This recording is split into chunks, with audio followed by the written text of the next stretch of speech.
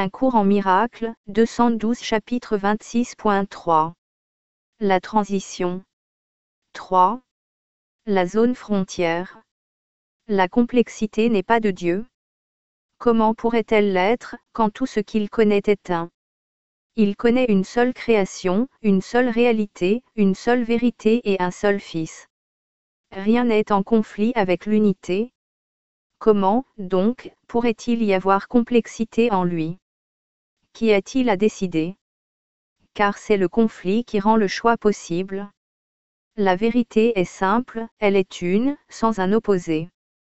Et comment la dissension pourrait-elle entrer en sa simple présence, et apporter la complexité où est l'unité? La vérité ne prend pas de décision, car il n'y a rien entre quoi choisir.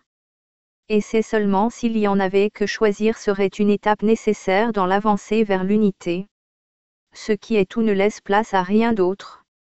Or cette immensité dépasse la portée de ce curriculum. Il n'est pas nécessaire non plus de s'attarder sur quoi que ce soit qui ne peut pas être saisi immédiatement. Il y a une zone frontière de pensée située entre ce monde et le ciel. Ce n'est pas un lieu et, quand tu l'atteins, il est à part du temps.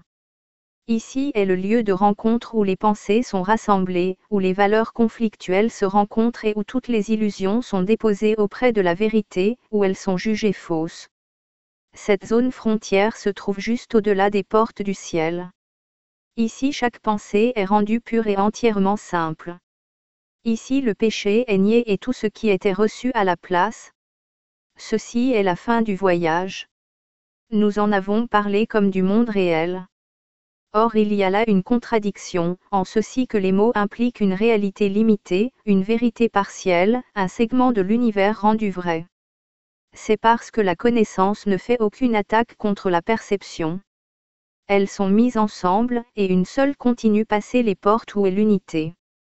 Le salut est une zone frontière où le lieu, le temps et le choix ont encore une signification, et pourtant il est visible qu'ils sont temporaires, déplacés, et que chaque choix a déjà été fait. Rien de ce que croit le Fils de Dieu ne peut être détruit.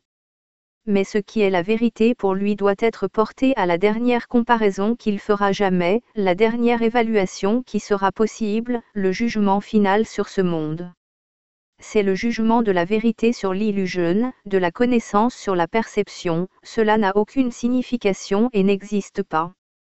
Ce n'est pas ta décision. Ce n'est que le simple énoncé d'un simple fait. Mais en ce monde il n'y a pas de simple fait, parce que ce qui est le même et ce qui est différent reste obscur. La seule chose essentielle pour faire le moindre choix est cette distinction. Et en cela réside la différence entre les mondes.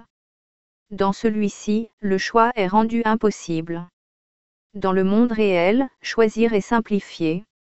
Le salut s'arrête juste avant le ciel, car seule la perception a besoin du salut. Le ciel n'a jamais été perdu, ainsi ne peut-il pas être sauvé. Or qui peut faire un choix entre le souhait du ciel et le souhait de l'enfer à moins de reconnaître qu'ils ne sont pas les mêmes? Cette différence est le but d'apprentissage que ce cours a fixé. Il ne visera pas au-delà.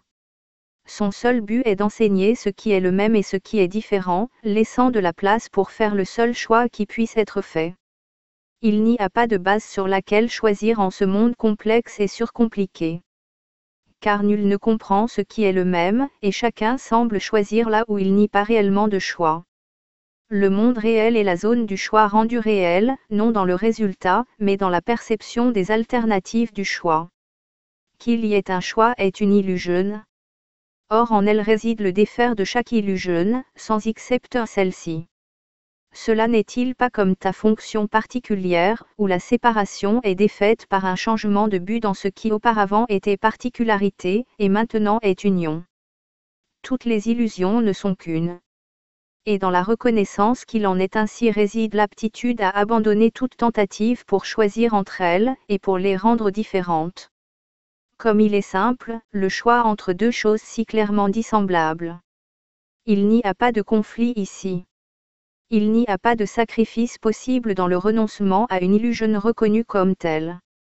Où toute réalité a été retirée à ce qui n'a jamais été vrai, peut-il être difficile de l'abandonner, et de choisir ce qui doit être vrai?